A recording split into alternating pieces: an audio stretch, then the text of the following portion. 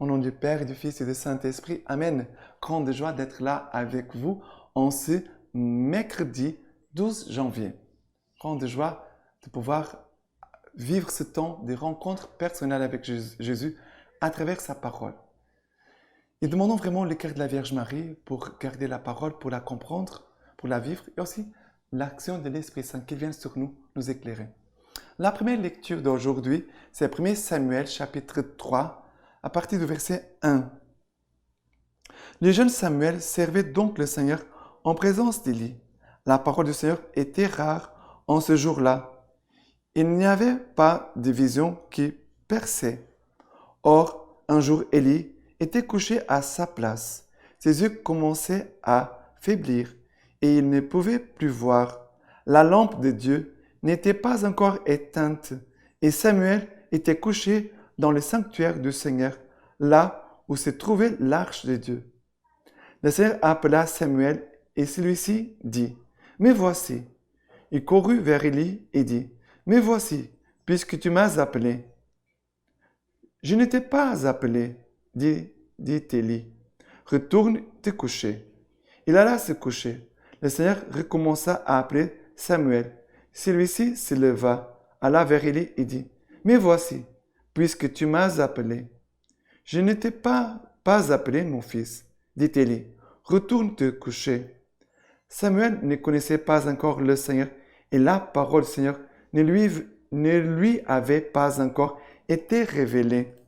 Le Seigneur recommença à appeler Samuel et se leva, alla vers Élie et dit, « Me voici, puisque tu m'as appelé. » Alors Élie comprit que c'était le Seigneur qui appelait l'enfant et il dit à Samuel, « Va te coucher et s'il arrive qu'il t'appelle, tu diras, « Parle Seigneur, car ton serviteur écoute. » Et Samuel alla se coucher à sa place. Le Seigneur vint et se tint présent. Il appela comme les autres fois, « Samuel, Samuel. » Et Samuel répondit, « Parle, car ton serviteur écoute. » Samuel grandit. Le Seigneur était avec lui, et il ne laissa tomber à terre aucune de ses paroles. Tout Israël sut, depuis Dan jusqu'à Bersabée, que Samuel était accrédité comme prophète du Seigneur. C'est très beau, c'est très belle ces passages. Alors, Dieu appelle Samuel et il entend vraiment le Seigneur, mais il ne savait pas que c'était Dieu qui l'appelait. Il n'arrivait pas à identifier la voix, de reconnaître que c'était Dieu. C'est grâce à Élie que Samuel va écouter la voix de Dieu. Élie va dire, mon enfant, quand tu écouteras à nouveau la voix, tu vas répondre.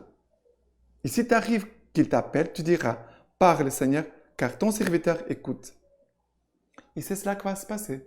Samuel va écouter la voix de Dieu qui l'appelle Samuel, Samuel. Il va répondre, parle, car ton serviteur écoute. C'est l'attitude qu'on doit avoir tous les jours. Parle Seigneur, ton serviteur écoute. Parle Seigneur, ton serviteur écoute. C'est une phrase qu'on peut apprendre par cœur et de la garder et aussi de prier avec cette parole. Nous pouvons prier avec cette parole. Mais le point de départ, c'est quoi? Samuel était là, à côté de l'arche d'alliance. Ça veut dire l'arche, sa chambre, il n'avait pas de chambre en fait.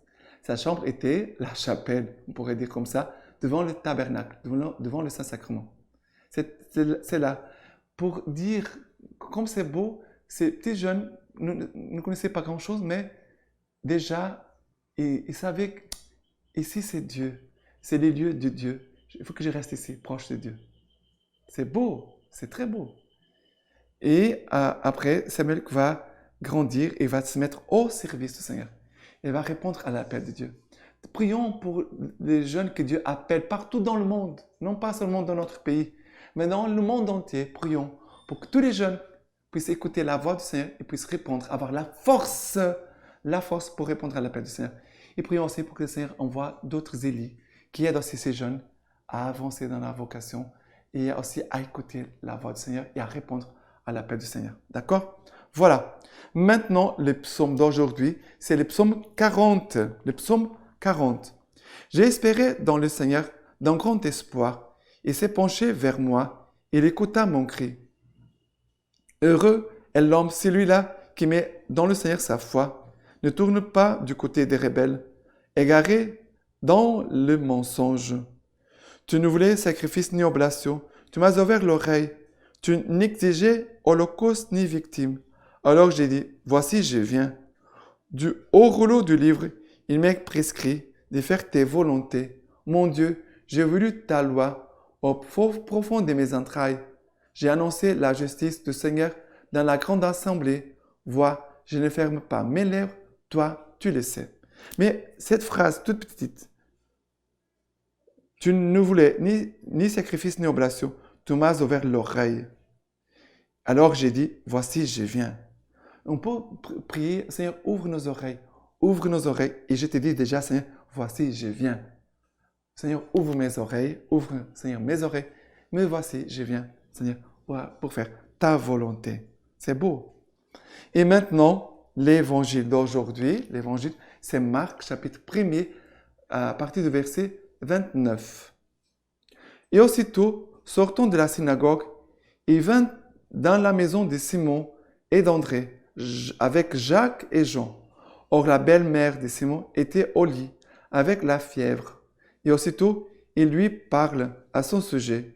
S'approchant, il la fit se lever, en la prenant par la main, et la fièvre la quitta, et elle les servait. Le soir venu, quand fut couché le soleil, on lui apportait tous les malades et les démoniaques, et la ville entière était rassemblée devant la porte. Et il guérit beaucoup de malades, atteints de divers maux. Il chassa beaucoup de démons, et il ne laissait pas parler les démons, parce qu'il savait qui il était. Le matin, bien avant le jour, il se leva, sortit et s'en alla dans un lieu désert, et là il priait.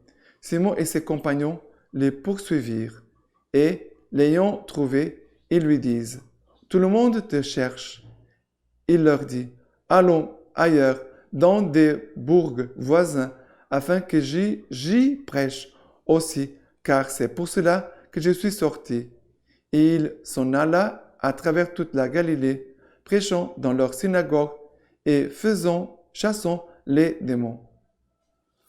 Ici, voilà, on voit Jésus qui va guérir la belle-mère de Pierre. Et quelle est la réaction de cette femme qui a été guérie? Elle commence à servir. Notre vie, c'est pour se mettre au service des autres. Je dois me mettre au service dans ma paroisse, dans l'église. Et aussi, mes frères et sœurs, les gens qui sont autour de nous, on doit avoir ce cœur disponible, serviable. D'accord? Et après, on voit Jésus qui va guérir le soir venu. C'était déjà tard. Quand fut couché le soleil, on lui a apporté tous les malades, les démoniaques, et la ville entière était rassemblée devant la porte. Tout le monde venait. À cause de la belle-mère, ça veut dire une personne qui a reçu une grâce. Elle va se mettre au service. Et cela, c'est un grand témoignage pour toute cette ville. Et les gens viennent, la foule entière vient. Et Jésus ne s'arrête pas de faire le bien. Jésus ne s'arrête pas de faire le bien, de servir les pauvres, les démoniaques, les estropiés, les blessés. Jésus il met la présence du royaume au milieu de nous. Il met la présence du Père au milieu de nous. Et après, qu'est-ce qui se passe? Certainement, Jésus est allé se coucher tard. Il se lève très tôt. Il va dans un lieu désert et là, il priait. Il priait avec le Père. Il priait au Père. Il parle avec le Père. Et après, les disciples viennent les chercher. Et Jésus, quelle est la réponse de Jésus? Il faut, allons ailleurs, dans des bourgs voisins, afin que j'y prêche aussi. Car c'est pour cela que je suis sorti. Qu'est-ce que Jésus veut faire? Il veut prêcher. Jésus ne dit pas, il faut que j'aille faire des miracles. Jésus ne dit pas, il faut que j'aille faire des miracles. Il dit, il faut que j'aille prêcher. Prêcher. Qu'est-ce que nous avons besoin? D'écouter la parole de Dieu et d'annoncer la parole de Dieu. Qu'est-ce que nous devons faire? Faire comme Jésus. Jésus est avec le Père, il écoute le Père. Et après, il va parler de ce qu'il a reçu, de ce qu'il a parlé avec son Père, Dieu, notre Père. Voilà notre mission pour nous tous. Maintenant, comment le don de la fidélité, la joie de la persévérance. Les numéros 23 et 24. Nous sommes maintenant à la deuxième partie. Raviver la conscience. Raviver la conscience. Quelque chose de très important, de raviver notre conscience. Il y a beaucoup de personnes qui sont inconscientes, qui n'ont pas conscience de ce qu'elles font, de ce qu'elles disent. N'ont pas de conscience. Premier point, fidélité et persévérance. Memoria Dei, ça veut dire faire mémoire de Dieu. Numéro 23, la fidélité se confronte au temps, aux événements, à l'histoire, à la vie quotidienne. Si la fidélité est une vertu essentielle à toute relation interpersonnelle, la persévérance est la vertu spécifique du temps. Elle interpelle sur la relation à l'autre. Aujourd'hui, réduite en miettes et sans contrainte, cette réalité est comme un défi pour chacun et en particulier pour les chrétiens. Comment reconnaître sa propre fidélité sinon à partir de la fidélité de celui qui est fidèle et de la foi en lui? Qui est fidèle? Dieu. Le fidèle est celui qui tient ensemble mémoire et présent. Voilà, qui est le fidèle? Maintenant, par rapport à nous. C'est celui qui tient ensemble mémoire et présent. Ce qui peut permettre d'être persévérant. La persévérance, en fait, ne peut être soutenue que par une memoria Dei. En ce sens, les chrétiens capables de memoria Dei, ça veut dire faire mémoire de Dieu, connaît et se souvient de l'agir du Seigneur. C'est une mémoire qui engage le cœur de l'homme, siège de sa volonté et de son esprit. Une mémoire toujours renouvelée par la fidélité divine est ce qui peut susciter et soutenir la fidélité du croyant. Ça veut dire, si nous ne faisons pas mémoire, des bienfaits du Seigneur, alors, et aussi de la fidélité de Dieu, peut-être on peut laisser tomber notre fidélité. Dieu est fidèle. Numéro 24. Le pape François exhorte souvent à faire mémoire, à se souvenir de l'amour de prédilection du Christ. Et il précise, nous pouvons dire quelque chose de l'amour sponsal de Jésus avec l'Église. Un amour qui a 3 caractéristiques. Il est fidèle, il est persévérant, il ne se lasse jamais d'aimer son Église. C'est beau. 3 caractéristiques. Il est fidèle, il est persévérant, il ne se lasse jamais d'aimer son Église. Il est fécond. La fidélité est précisément l'essence de l'amour de Jésus-Christ. Le thème de la fidélité et celui de la persévérance sont des thèmes centraux dans la parole de Dieu. La fidélité chesed est en effet l'un des principaux attributs de Dieu. Dieu est le fidèle. Toute l'histoire du salut n'est rien d'autre que le récit de cette alliance entre Dieu et les créés, entre Dieu et son peuple, Israël, entre Dieu et l'humanité tout entière. Bonté et fidélité caractérisent la nature de Dieu et tout son agir à l'égard de son peuple élu, mais aussi de toute la création. Dieu promet de ne jamais trahir son alliance, mais d'y rester fidèle dans le temps. Il dépasse l'indignation et assume le mal de l'homme pour qu'il puisse recommencer à lui être fidèle avec la liberté que le pardon lui restitue. Ça veut dire, on demande pardon et on peut recommencer à nouveau la fidélité. Cette adhésion constante à l'alliance n'est rien d'autre que la fidélité de Dieu à sa promesse. Dieu est fidèle à sa promesse. Le prophète Osée rend compte de cette fidélité de Dieu comme le résultat de son amour tenace pour son peuple à travers l'image suggestive du mariage. Eh bien, c'est moi qui vais la séduire. Je la conduirai au désert et je parlerai à son cœur. Je conclurai pour eux en ce jour une alliance. Je te fiancerai à moi pour toujours. Je te fiancerai à moi par la justice et le droit, l'amour et la tendresse. Je te fiancerai à moi par la fidélité et tu connaîtras le Seigneur. Alors, elle est magnifique cette phrase d'Osée. Alors, c'est qui dit, je te fiancerai à moi pour toujours, je te fiancerai à moi par la justice et le droit, l'amour et la tendresse, je te fiancerai à moi par la fidélité et tu connaîtras le Seigneur. Ça veut dire faire un chemin de fidélité, c'est aussi faire un chemin de connaissance de Dieu. Être fidèle, c'est pour connaître Dieu, mieux Dieu. La fragilité évidente et répétée d'Israël n'érable pas le rocher de la fidélité de Dieu, comme le chantent les psalmistes. Ta fidélité dure d'âge en âge. Maintenant, la lecture patristique pour conclure. De Saint Irénée, personne ne connaît le Père sinon le Fils.